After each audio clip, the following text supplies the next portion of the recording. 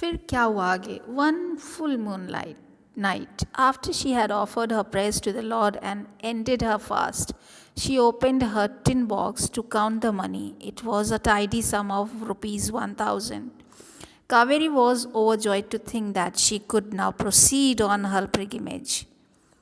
तो एक चांदनी रात थी और उसमें रात में सोने से पहले कावेरी हमेशा प्रेयर करती थी, गॉड से प्रेयर किया और उसके बाद फिर अपने व्रत को तोड़ा उसने, और फिर अपना जो टिन बॉक्स था, जो सेविंग बॉक्स था, वो खोला और मनी को काउंट करना शुरू किया। तो उसमें 1,000 रुपये निकले। अब कावेरी बहुत खुश हुई, उसने सोचा अरे वाह, ये तो बहुत अच्छी बात हो गई, अब मैं पिलग्रिमेज यानी तीर्थ यात्रा पर जा सकती हूँ। Finally the dream she had nurtured for so long was to come true. और उस आखिर में क्या हुआ कि उसका जो बहुत दिन से देखा हुआ ख्वाब था, जो सपना था, जो ड्रीम थी, जो विश थी, वो पूरी होने जा रही थी। She started making all preparations for her journey. और उसने अपनी तीर्थ यात्रा पे जाने के लिए सारी तैयारियां शुरू कर दी। She chalked out her route and the shrines she would visit. The day of her departure arrived. और फिर सारे रूट्स और सारी चीज़ें उसने जो है वो जो उसने डिसाइड कर लिया कि कहाँ कहाँ मुझे जाना है, और उसके बाद फिर उसके जाने का दिन आ गया। Kaveri packed her things and tied a bedding with necessary sheets, pillows and blankets etcetera. Kaveri ने अपने बेडिंग को पैक किया शीट, पिलो और ब्लैंकेट के साथ, क्योंकि बाहर जब हम जाते हैं तो हमें अपना सामान लेके जाना पड़ता है ना। As she was about to move out of her dwelling, young Raunak came panting and sobbing uncontrollably. और जैसे ही वो घर से निकलने वाली थी वैसे ही उसने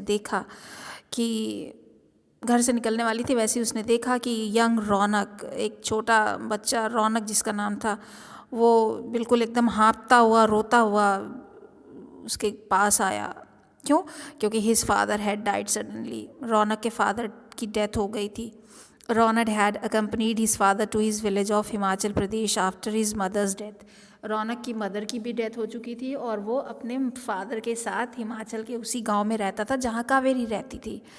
और वो अपने फादर के साथ, अपना जो है फादर उसके मज़दूर थे, वो उन्हीं के साथ रहता था।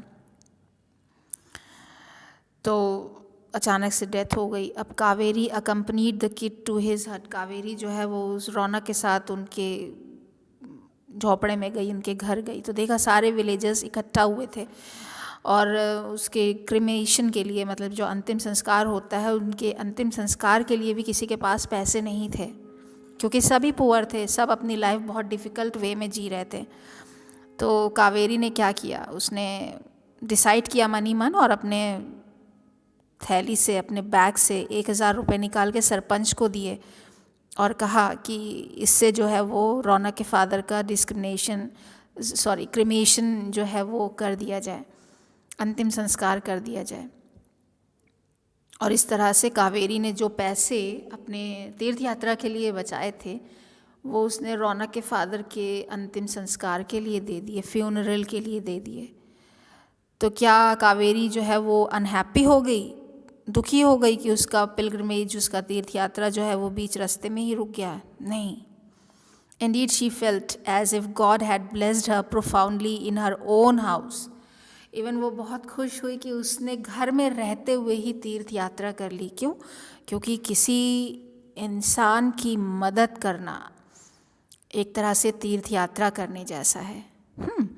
और सच्चा पिलग्रिमेज वही है कि आप किसी इंसान के काम आए।